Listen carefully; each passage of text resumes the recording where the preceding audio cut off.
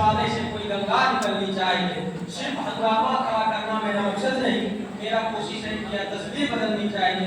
मेरे सीने में ना सही तेरे सीने में ही सही हो, कहीं भी आप पहिया आगे देनी चाहिए, पहिया आगे देनी चाहिए।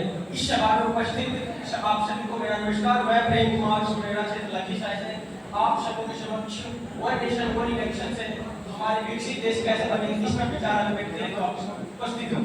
सबसे पहले यहाँ पे जितने भी हमारे युवा साथी भाई यहाँ पे आए थे, सभी का कहना है कि वन नेशन इसलिए जरूरी होना चाहिए, लागू होना चाहिए हमारे देश में, इससे धन की बचत होगी।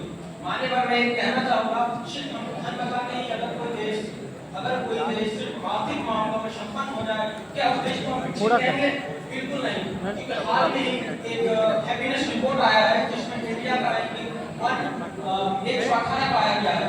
इसे हमें टॉप 10 करना होगा तभी हम विकसित हो पाएंगे। और जहाँ तक रही बात वन नेशन वन इलेक्शन, तभी हमें लागू होना चाहिए। एक अच्छी बात है, हमारे इतिहास के पन्नों में झांके हैं तो यहाँ पे ऐसी व्यवस्था पहले से चली भी आ रही थी, लेकिन वर्तमान समय में देखा है तो इसमें कुछ कठिनाइयों की वजह से अलग अलग राज्यों में अलग अलग चुनाव होने लगे। इस वजह से एक राष्ट्र एक चुनाव वाली जो अवधारणा थी वो कई वर्षों पीछे छूट गई।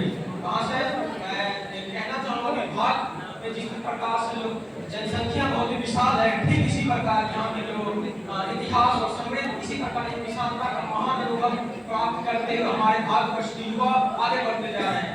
लेकिन इसमें हम एक बात ये कहना चाहेंगे कि वहाँ से अगर हम वन नेशन वन इलेक्शंस को अपनाते हैं, ऐसे विचारधारा को अगर बात अपनाते हैं, इसमें नुकसान क्या होगा कि अभी जो कमेटी जो बनाया गया है उस कमेटी ने अभी तक कोई अपना तार्किक जवाब नहीं दिया कि अगर कोई सांसद और कोई विधायक किसी कार्य कमेटी या इस्तीफा देते हैं तो इसका क्या जब बार फिर चुनाव करवाना पड़ेगा। इसलिए अभी तक उन्होंने कोई तर्कसंगत उदाहरण तक नहीं दिया कमेटी के लोगों ने।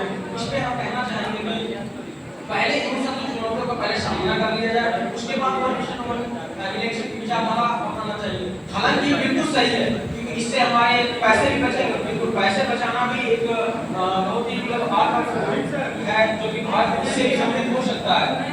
और हम एक कहना चाहिए समीक्षा में मेरा रहेगा कि भारत में कि यदि हम इलेक्शन करवाने से जो मुझे लगता है व्यक्तिगत तौर पर सबसे ज्यादा नुकसान हमें शिक्षा में होता है, क्योंकि जिस विद्यालय में इलेक्शन होते हैं वहाँ का स्कूल को बहुत महीनों पर छुट्टी होती है और यहाँ पे जब छुट्टियाँ होती हैं तो वहाँ के जो ग्रामीण बच्चे होते हैं उसकी पढ़ाई रुक जाती है।